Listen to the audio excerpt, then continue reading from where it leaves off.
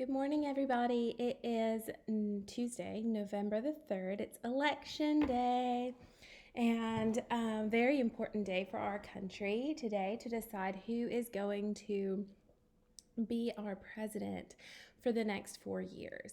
So we talked a little bit yesterday about how our Constitution set up our democratic government into three main branches. So we had the executive branch, the legislative branch, and the judicial branch.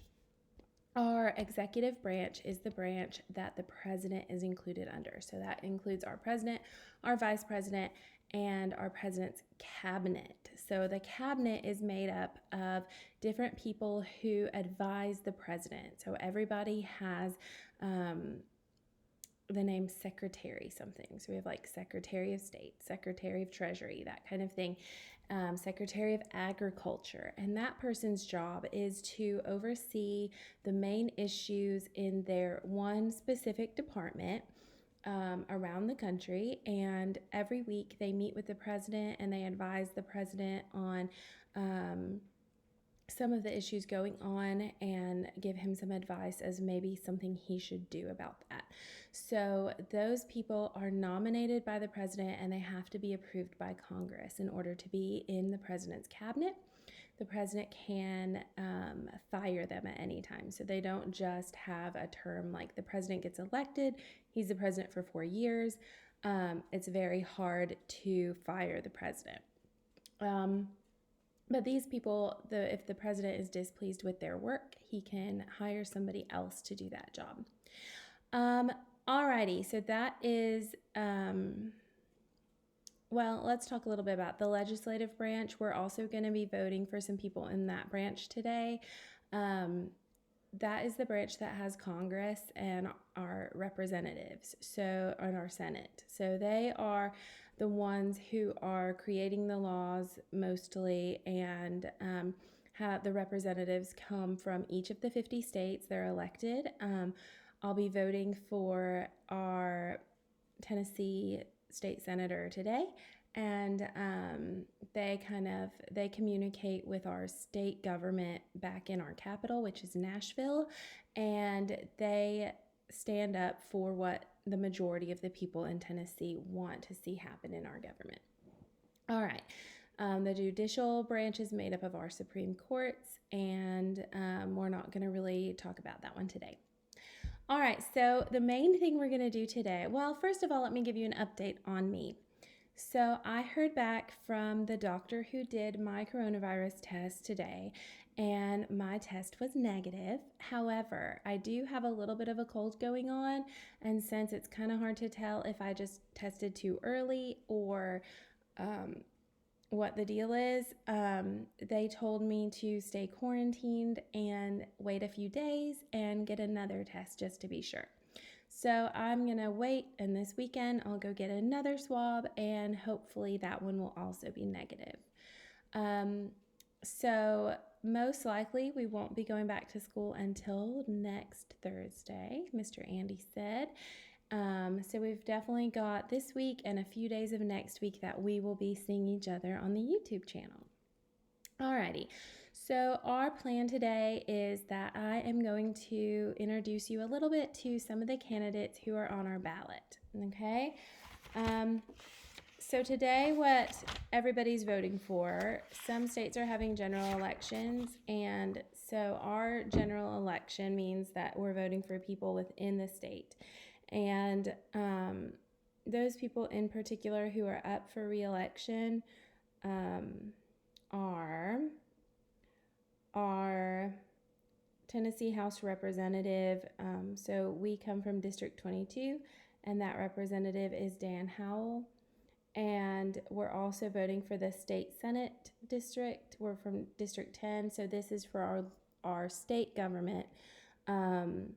The state government is broken down the same way as our federal government, so we have the executive, legislative, and judicial branches for that as well. So these are people who serve on that government in Nashville, and today only for the state senate, only the even numbered districts are up for re-election. So that means we've talked before about how our continent is broken down into countries, and our country is the United States of America. Our country is broken up into 50 states, and inside those states we're broken up into counties. So we talked a lot about earlier this year that our county is Bradley County. Some of you might be in Hamilton County. So I just looked up for where my address is, so which district I'm in. You, if you're in Hamilton County or Polk County, you might be in a little bit different district. But for me, I'm in District 10 for the state Senate and District 22 for the Tennessee House. And for our state representative, that would be in Congress in Washington, we're in the 4th Congressional District. So I'm going to be voting for all 3 of those positions today when I go to vote for president. And those are people who are going to represent me and what I believe. So they'll be mostly just a Republican and a Democratic choice. There might be a few others. Okay, but on to the main event, our presidential election.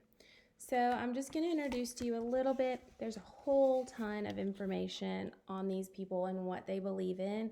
And honestly, as an adult, it can get kind of overwhelming. So I'm just going to tell you a few of their beliefs today. You guys are still really young, so there's some things that you don't need to worry about yet. But parents, feel free if you want to delve in deeper with your kids, go for it. I'm just going to kind of do a quick overview and introduce them to who the candidates are today. Okay, so our first running mate is Donald Trump. He is our current president. He's been president for the last 4 years.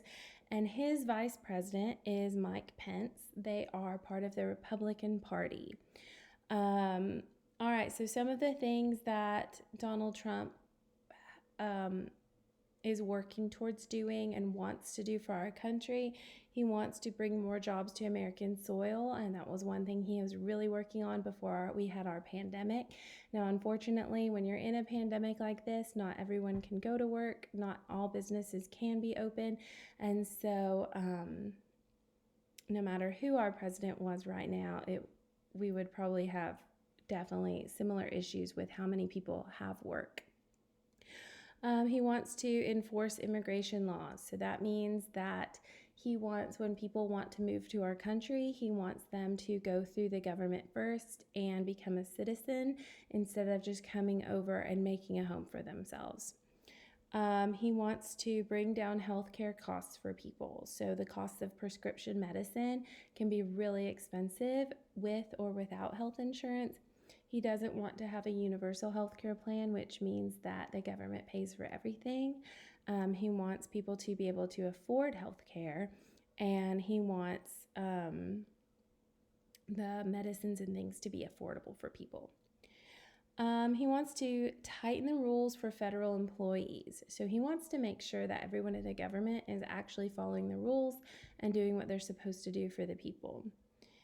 He supports school choice. This is a big one for me because I'm a Montessori teacher and you guys go to Montessori school. So he wants to make sure that all parents have the right to choose what kind of school their children attend, whether that be public school, private school, homeschool, whatever you want to do. And he also wants to kind of increase some of those grants to allow some people who maybe don't make as much money to help them afford private school choice if that's what they want to do. He also wants to hold the government accountable for our veterans. Our veterans are people who were in the armed forces, like the military. This is kind of an ongoing thing because once you're in the military, you get a lot of benefits from that from our government. And unfortunately, in the past, the government has not always held themselves to upholding those benefits for our veterans. And so sometimes they don't receive the health care they need. They don't get the education that they were promised. And so he wants to hold the government accountable for doing all those things that they're supposed to do for our veterans. And he supports the right to bear arms. So that means he believes that citizens should be allowed to own guns under some gun laws. Okay, our next candidate, Joe Biden. Joe Biden and his running mate, Kamala Harris. They are the Democratic Party. Joe Biden used to be the vice president of our country under Barack Obama, who was our 44th president. He also wants to create jobs in America for the American people. He wants to see the unemployment rate go down, just like Donald Trump does.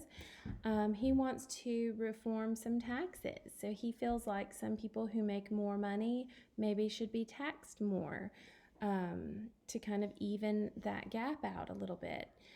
He does believe in a public health insurance option, that you could choose to have insurance through the government. He also wants to lower prescription drug costs and make it affordable for people. I didn't read much about veterans specifically, but he does have a bill that he would like to put into place about prioritizing the families of those who are in the military. So I assume that would include the veteran too, but making sure that those families maybe who have military members overseas or who have come home, that they're taken care of and that they have all the things they need. He wants to invest in public schools. So he wants to make public schools have more funds and more of what they need to do a better job at what they do. And he believes that the government should fund those who come to our country who are not citizens. Okay, next up we have, these are going to be all of our third-party people. So our third-party people are not our main two who are running. We've got, and so I did some research on these guys. I tried to find out a little bit. Some of them had a lot of information. Some of them had zero information. And so I'm just going to tell you a little bit about what I found out about them. There is one called the Constitution Party, and the person who's up for election is Don Blankenship, and his running mate is William Moore. This party believes that the powers of the government are bound by the Constitution. So he is 100% exactly in line with the Constitution. He believes in the gun rights, but he also believes that honestly they should have less strict rules than they do now. He believes in full school choice. So not only having the right to choose public, private, homeschool, but he believes that there should be no mandatory attendance. So if your parents chose that you didn't have to go to school, that you shouldn't have to go to school. And he wants to get rid of the Department of Education. He is for strong military, but only for the protection of our country. I need you to stop. He believes that we should not be involved in any governments outside of our own country, basically mind our own business. And he also stands for veteran rights. Our next party is the Alliance Party. Headed up by Rocky De La Fuente and Darcy Richardson as the running mate. Please stop. They believe in universal health care. So that means that they feel like the government should provide health care for all people. He is for immigration reform, so kind of changing up the laws about how people come over and become citizens and if they should have to become citizens at all. He wants to also develop the public school system, make it better for everyone. He also believes the military should only be for our protection and kind of us mind our own business. America has a history of getting involved in the dealings of other countries and kind of helping them find a better way to run their government. Some people believe that that's a good thing for us to do, and some people believe that it is not our place. He supports fair gun control, and he also wants to raise the retirement age so that you would have to work longer before getting your retirement benefits. Then we've got the Green Party. Howie Hawkins is our presidential candidate for the Green Party. His running mate is a lady named Angela Walker. Basically for them, they support a socialist economy with a political democracy.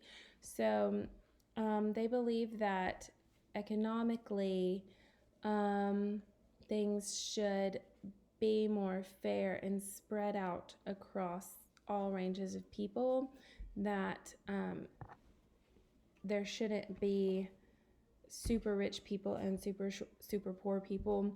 But he also still believes that we should have the right to vote and those rights that are in our Constitution. And honestly, I'm going to not claim to be a master of understanding the socialist economy, because I have not done my research as much as I should onto what all that means and what all that believes. So parents, if you have more information that you can share with your kiddos on what that means, please do so. Or if you have any links for me that would help me understand it better, I would appreciate that too. Okay, so another candidate is a lady named Jo Jorgensen. She is a libertarian, and her running mate is named Spike Cohen. They believe that the government should be much smaller and have much less control. They want to put healthcare in the hands of the patient and get rid of the federal Department of, it's slipping my head, the FDA. They want to get rid of the FDA. They feel that patients, instead of having to go to a doctor that your insurance company approves of, you should have the right to kind of shop around for the care that you want, choose which prices you feel are best for what you need. They want to fix Social Security. They believe in free trade, and they also would like to do some reform on immigration. Then we've got Allison Kennedy and Malcolm Jarrett, and there was not a website listed for them. I did not find out any information on them, so I have no clue what they believe in. Then we have our Socialist Party candidate. Our Socialist Party candidate is Gloria La Riva and Sunil Freeman. And again, like I said, I don't 100% understand because I haven't done my reading and my research about socialism, so I don't want to tell you the wrong thing for their beliefs. They support free public health care for all. They want to abolish all anti-immigrant laws so anyone can come, anyone can live here. They want to shut down military bases around the world and mind our own business. And they believe that power and assets should be seized from the super rich. And then our final candidate is Kanye West. Some of you may have heard of him as a performer and a song artist and a clothes designer. His running mate is Michelle Tidball. I did look at his website, but all I could find was a long poem and some shirts and hats for sale, so it didn't really give me a lot of information on what he believes in, but he is calling his party the birthday party, and he is not on the ballot in every state, but he is on the ballot in Tennessee. Okay, so all that being said, feel free to ask your parents questions. Ask all the questions that you can think of, and I'm not a super political person, so I should be better as a citizen at researching, and that's one of my responsibilities as a citizen, is to be educate myself on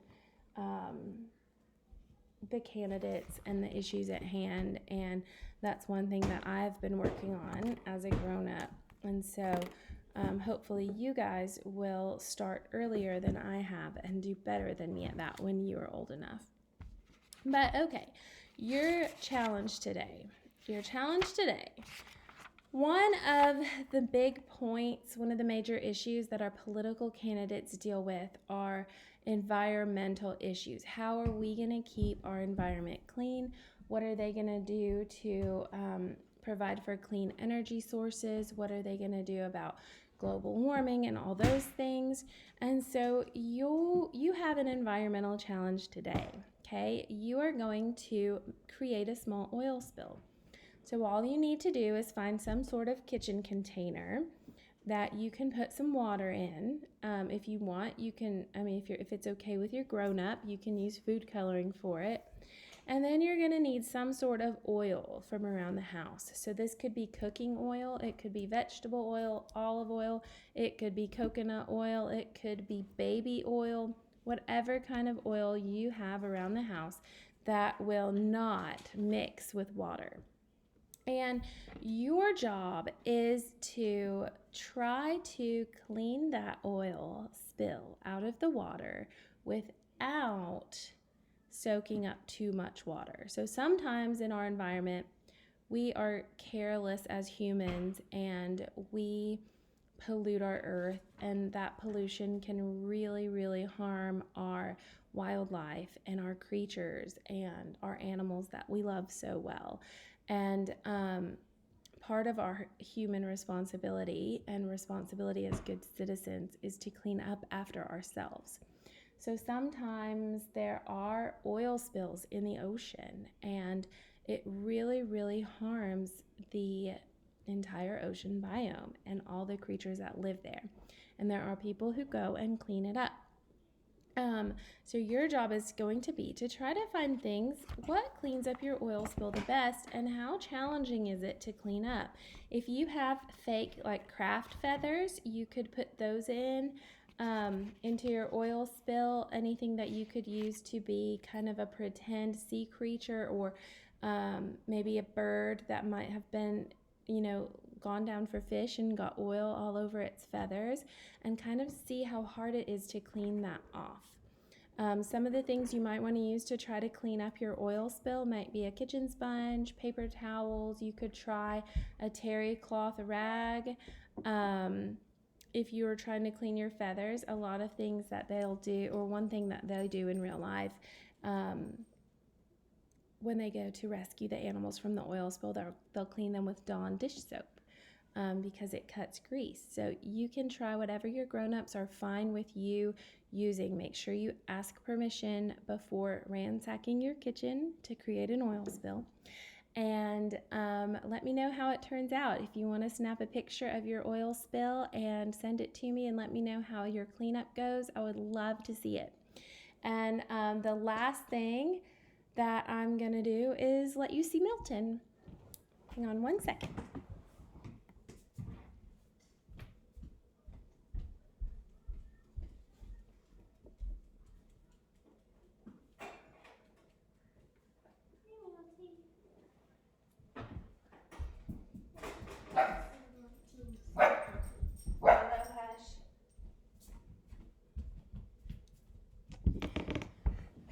So Milton is definitely feeling better. He still has kind of a bump, but it's not so bad, and he's still taking his medicine.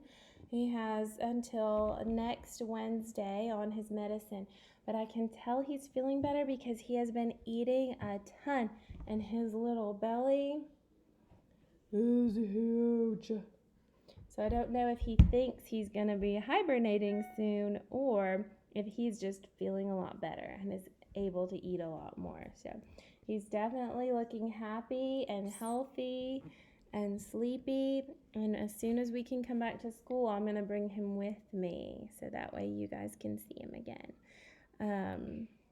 Thank you to everyone who donated to help with his medical expenses. It was very, very helpful. And I'm glad we were able to get our little furry friend fixed up.